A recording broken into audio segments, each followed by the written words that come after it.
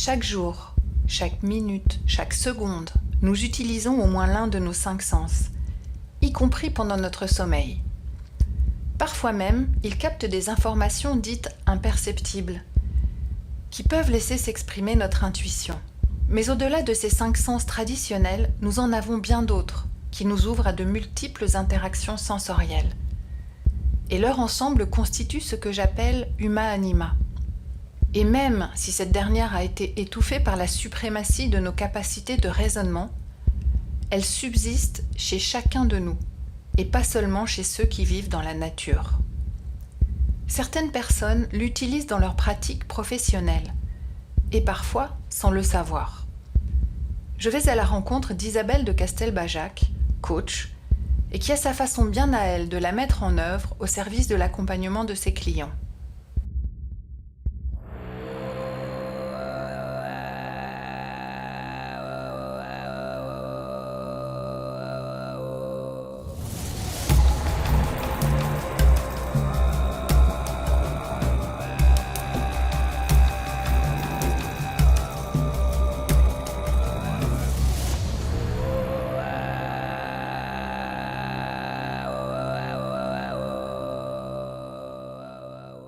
Je m'appelle Isabelle de Castelbajac, je suis coach et gestalt thérapeute depuis 25 ans et je crois que ce qui me passionne le plus dans ma vie professionnelle, c'est d'accompagner des gens à trouver ce qui fait sens dans leur vie.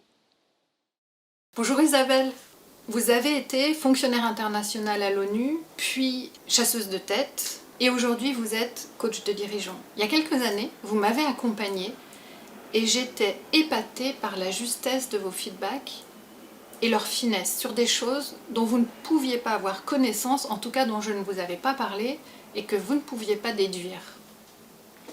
Je pense que ça parle de quelque chose qui est central dans ma pratique et qu'en Gestalt on appelle l'awareness. Et cette capacité d'être vraiment en pleine disponibilité à ce qui surgit dans l'instant, ce qui émerge. Et ça permet de se laisser prendre par ce qui est là.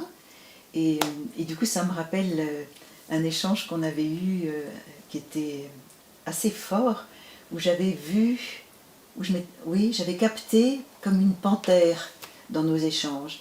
Et du coup, la question c'était comment je vais vous le restituer. Et je crois que c'est ça le cœur de la pratique. C'est je suis traversée par des choses que je peux ressentir. Je crois que même on pourrait dire que je renifle mon client et que sans doute qu'il me renifle aussi. Et c'est ça qui fait que ces images peuvent surgir. Et ce qui va être intéressant, c'est de savoir ce qu'on en fait, à quel moment je le restitue et de quelle manière.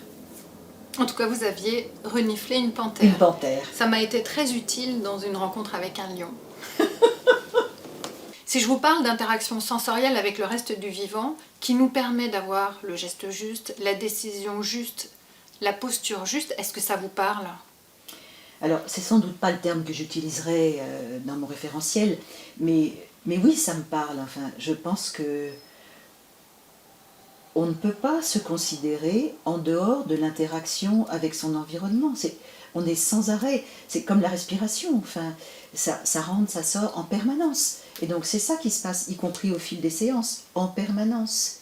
Et c'est ça qui fait ce mouvement de vie, qui fait que je vais capter des choses, vous allez sans doute aussi en capter. Et l'idée, c'est d'arriver à le rendre le plus explicite possible. Et parfois, il m'arrive d'avoir des mots que je vais dire. C'est comme s'ils sortaient de moi avant même que j'ai pu vraiment remonter dans ma tête pour le concevoir et l'expliquer. Ça surgit. Et je vais faire ce mouvement en permanence entre ce qui émerge et puis comme un troisième œil qui regarde et qui dit « Tiens, qu'est-ce qui fait que ça sort là maintenant ?» Donc pour vous, l'exercice de votre métier commence par le corps ? Oui, je dirais que oui. Je pense que ça commence par là. Alors je peux donner des exemples.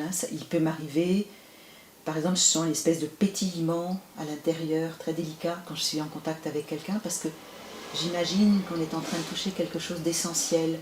Et rien que cette sensation-là va me permettre de tirer le fil pour mieux comprendre ce qui se passe après et d'élaborer.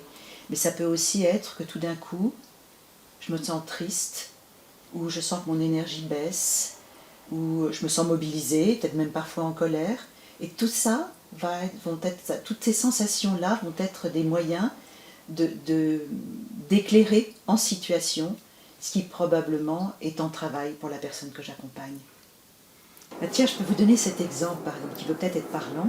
C'est une personne que j'ai reçue et assez rapidement, en fait, dans mon propre corps, je me suis sentie comme coupée en deux. Je me suis dit, mais c'est quoi? Pourquoi est-ce que je capte ça? Et l'image qui m'est venue assez vite après, je me suis dit, mais en fait, c'est un cerveau sur pattes, cette personne. Et du coup, tout le travail, une fois que ça émerge et qu'on peut élaborer autour de ça, a été de l'aider à pouvoir se reconnecter lui-même. C'était quelqu'un qui était très articulé, mais qui en fait était coupé de son corps et de ses émotions. Vous voyez, ça surgit assez vite dans une séance, ça. En tout cas, ça peut surgir assez vite. En fait, je crois que cette posture requiert de se vivre comme une espèce de surface de vibration. Et donc, je suis mon principal outil. Et c'est ça qui va permettre d'élaborer. Si je me mets à ressentir des choses et à vibrer pour certaines choses, ça va être utile et je pense que c'est ça que j'ai à restituer. En tout cas, ma base est vraiment ce qui... je suis comme une antenne, je pourrais dire. C'est intéressant que vous parliez de vibration. Ça fait partie des sujets que j'ai abordés avec Daniel Cohen, le généticien, qui pense qu'effectivement, ça fait partie des modalités de l'expression de l'humanima. Il semblerait qu'il y ait également un autre facteur, en tout cas, je dirais un prérequis à l'expression de ces interactions sensorielles, c'est le fait d'être en vigilance, d'être ici et maintenant. En tout cas, elle ne s'exprime pas quand on a une attention qui est divisée, quand on est multitâche, quand on est dans une situation d'urgence, quand on est en train de penser au futur, de ruminer le passé. Alors ça, c'est vraiment essentiel. C'est-à-dire que ce qui va permettre d'avoir un accompagnement qui portera des fruits, c'est d'être le plus possible en présence. Et la qualité de présence, c'est cette disponibilité à l'autre, à soi et à ce qui va surgir dans l'interaction. Et si je ne le suis pas, et ça peut arriver, je peux tout d'un coup penser à des choses qui me préoccupent, et je vois bien comment ça va comme éteindre ou d'une certaine manière assécher le contact. Et au contraire, si je suis vraiment disponible à ça, alors il y a des tas de choses qui vont émerger, qui me surprennent parfois moi-même, et ça met dans ce qu'on va appeler vraiment le plein contact avec toute la richesse de ce qui peut se produire. J'aime beaucoup cette idée de plein contact.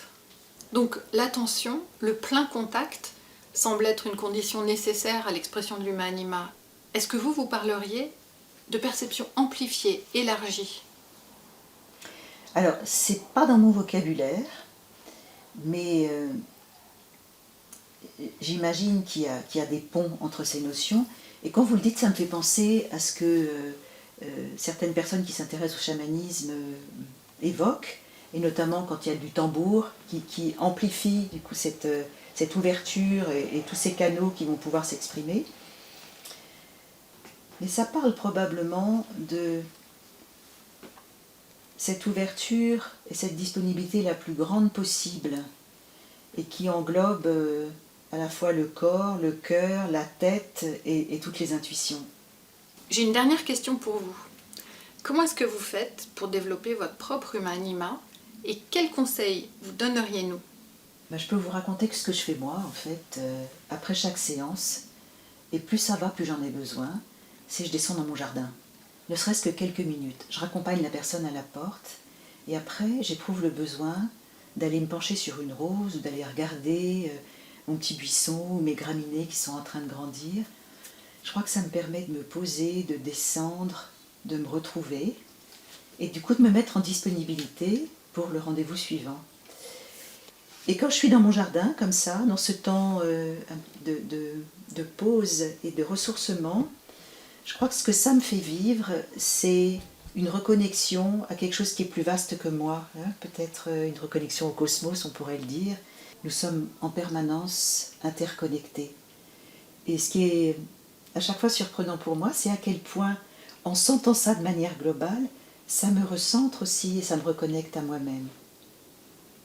Ça résonne beaucoup ce que vous dites parce que ça m'évoque exactement la sensation que j'ai lorsque je m'immerge dans la forêt, c'est-à-dire me retrouver plus proche de la terre et d'être beaucoup plus en contact avec ce qui m'entoure.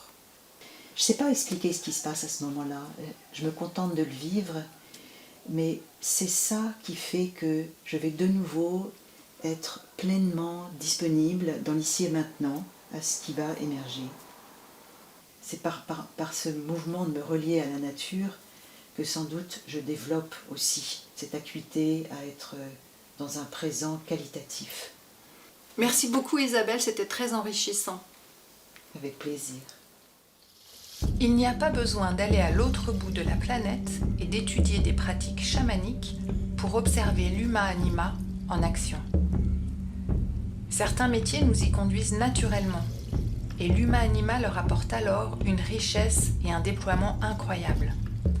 On pourrait penser que les métiers qui sollicitent notre corps sont privilégiés, mais la pratique d'Isabelle nous montre bien que les métiers dits intellectuels bénéficient également de la richesse de notre humain-anima.